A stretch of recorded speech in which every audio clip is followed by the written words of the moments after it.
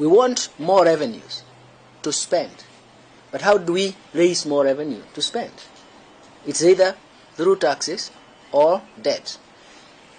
The second problem, you have a limitation with how much debt you can carry, isn't it?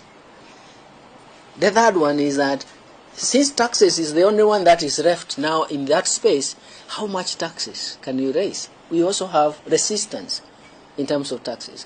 So what we are trying to do, and to answer your question, is that we are moving in a direction where we want to make sure that we have domestic resource mobilization that is amenable to the development space that we want. And we want to make sure that we remit our tax expenditure to build up a revenue base or a tax base, and also reorganize. We are trying to reform all dimensions of taxes to try and see how we can raise revenue. Mostly looking at the hard-to-tax economy.